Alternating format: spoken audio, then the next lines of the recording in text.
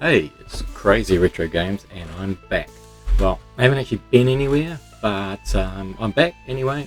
Back on YouTube with a new devlog. Time flies and it really has been a while. This time I want to actually get into some dev related work rather than just rambling on like I usually do. Might still be some rambling, possibly. Yeah, probably will be. I want to show you the process I go through to create a level in my upcoming game, RocketShip Go Up, because I know you really wanted to ask, but perhaps you're just a little bit too shy, right?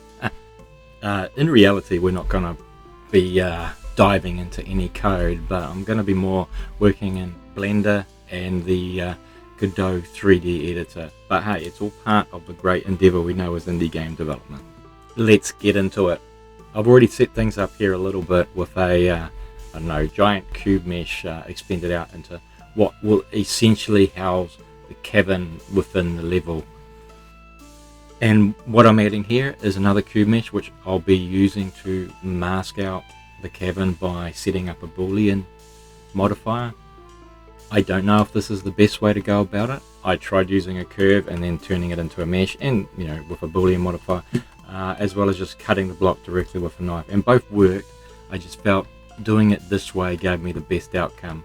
If you know a better way, drop a comment, I'd love to know. This level is going to be the fifth and final of the demo, and this time I want to start from the top left and wriggle its way downwards, which will give the player a different challenge to the bottom to top approach that I've taken with the other levels.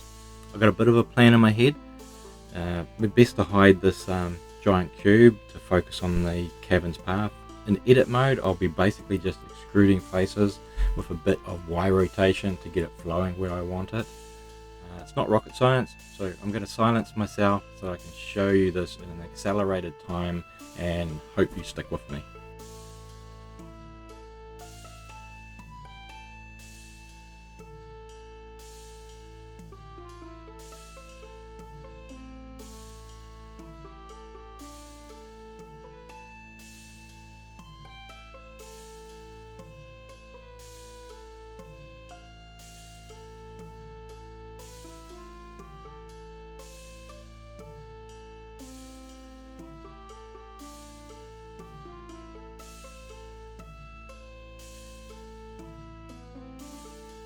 Okay, that's done. It's not the final product, but it's the beginnings of the level. I'm not done in Blender, but this is a good point to switch over into Godot to see how the level feels in its raw form. I've already set up a scene here for this level, and I have infrastructure that will automatically pick it up. I've also already set up a texture for the geometry. Right, here we go. Let's take a look at the level and get a feel for it. Okay, it looks like we've got a bit of a challenge from the get-go. It's the final demo level, so I'm happy with that. You'll notice the texture doesn't look great, and that's because I can't sort out the UVs until I apply the modifier in Blender, which I won't do until I've finalized the level.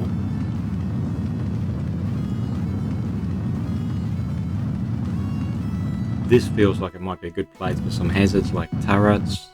Might make a delivery pickup here as well. There's a nice long drop here. Could be a bit narrower, and the zigzag really doesn't make much of an impact because it's so wide. Another good spot here for some hazards. Definitely too wide here. We've got a nice long run. Putting the squeeze on should bump up the challenge just nicely.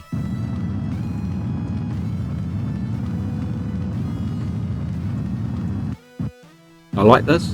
Player might get caught out a bit up the top here, but I think they'll survive.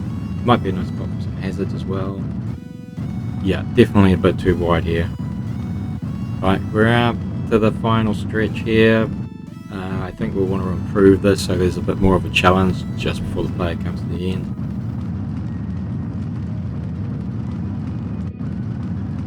And that's it, we're done. Back to Blender. What I'll do is grab some faces to tighten things up, maybe on some edges as well, but in general I'll be looking at tweaking the places I notice in the first playthrough. I don't think you need to sit through all of this, so I'll stop talking and we can walk through the remaining changes.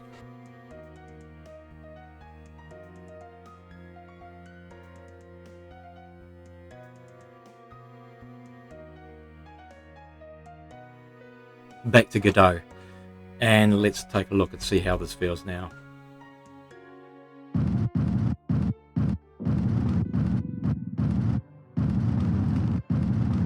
Yeah, this feels way better. Just closing things in that much just, I think, gives a better challenge. It's going to really encourage a more precise form of piloting rather than just full speeding through it, which is what I'm kind of aiming for here.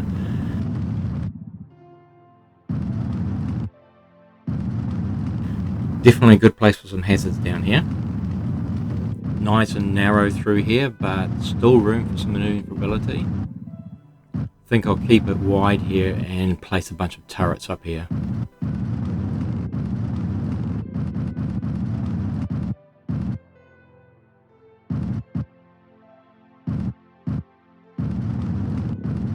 Great stuff, a little chicane, I like it.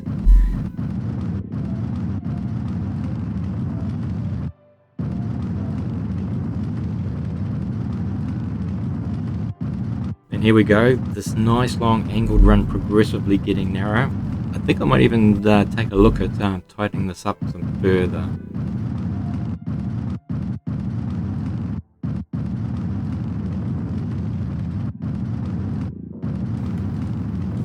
I think I'll review this part as well. A bit wider here, I think that's good. It's got some nice direction changes, feels good. And back to the finish line. Whoops, forgot about tweaking this though.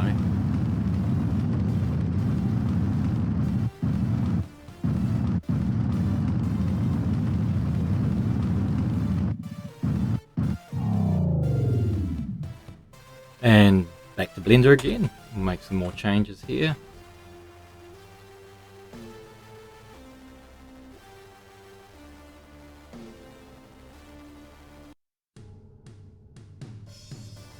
These little markers here to support the infrastructure in Godot. They provide the information for the checkpoints as well as the mini-map transitions. I'm going to make some changes here so I can apply the modifier, but I like to keep the original non-applied version just in case I need to go back to it.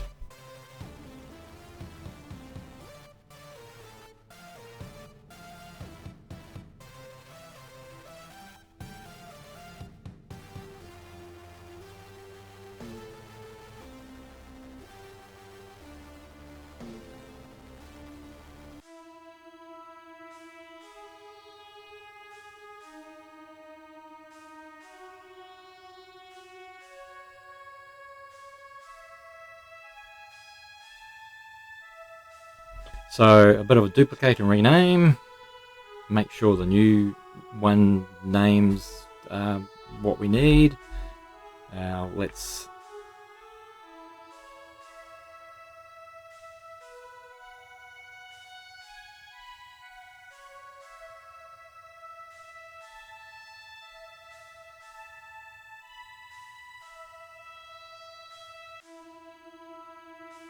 and now we want to apply the modifier, and we'll delete this path, we don't need it now.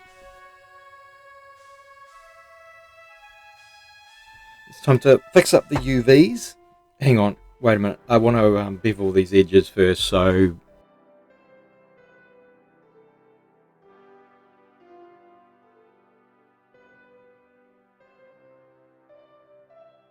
I'm just going to select all these edges.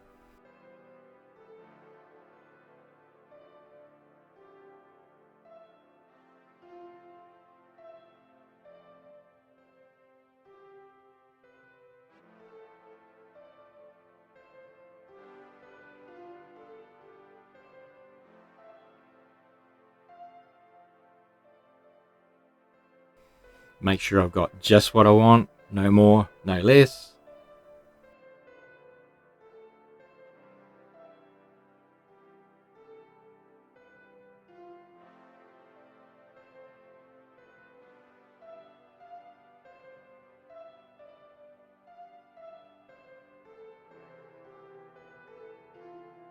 Right, now we can do a Control B to bevel, not too much.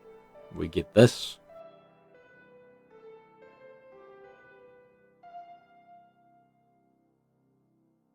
Okay, this looks good. Alright, I think I will do a shade auto smooth. It'll look a little bit better in game. Now we can do the smart UV project, and that'll make the textures look better in Godot.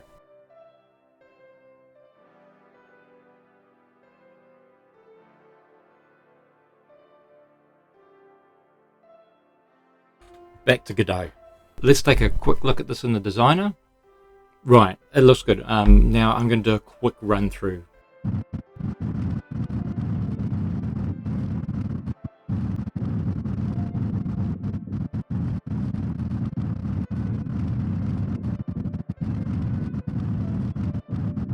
That should have been a pretty quick fly through.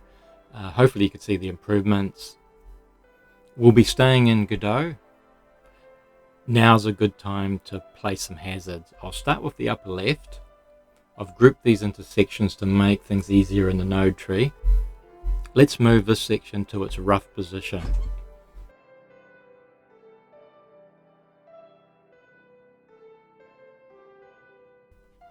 I think I'm going to add a turret.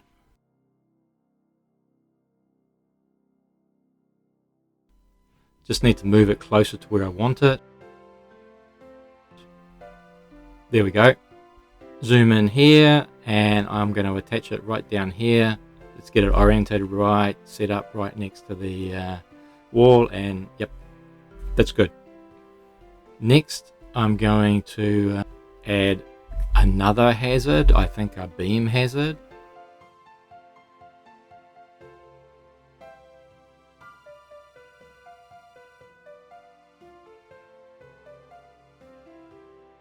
I'm going to put that over here, expanding downwards and this direction. I think that will be good.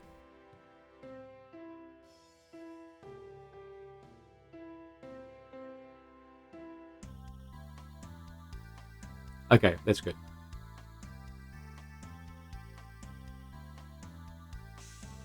Let's take a look in game. Those edges don't look great. I think I'll make a note of this, come back to it later. It's probably the UV scale that I can deal with that will fix it. Right, nice. Here's the turret. Let's take it out. A little trickier to hit under us. Splash, one turret. Okay, where's my beam hazard? Here we go. Okay, that looks good. Right, out of here. I'll leave you now and set up the rest of the level and show you how it looks. I'm back. Here's what I've done with the level. Let's take a look. I think it's turned out great. I still need to fix up the UVs for the texture, but I'll get to that another time. Sit back and watch me play through this. I'm going to need to concentrate, so I probably won't say much.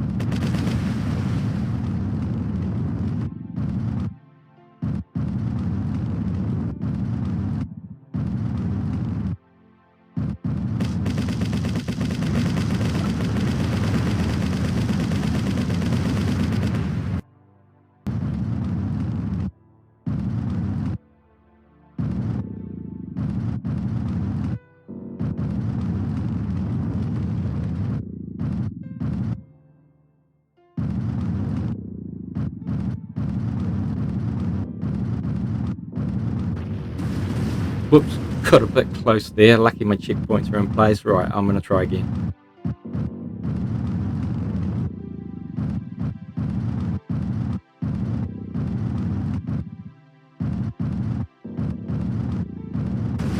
Oops, looks like I lost a couple of packages. I hope they weren't important. Oh, there goes another one.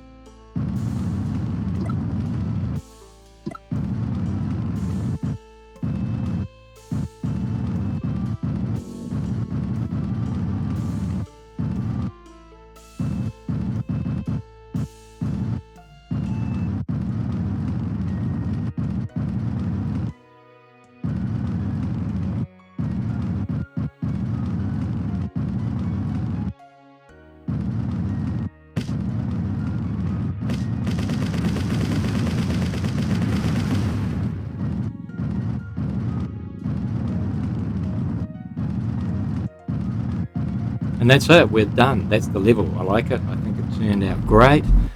I'll probably jump back into Blender and clean up some of the edges with bevels, but this is more or less how I create a level.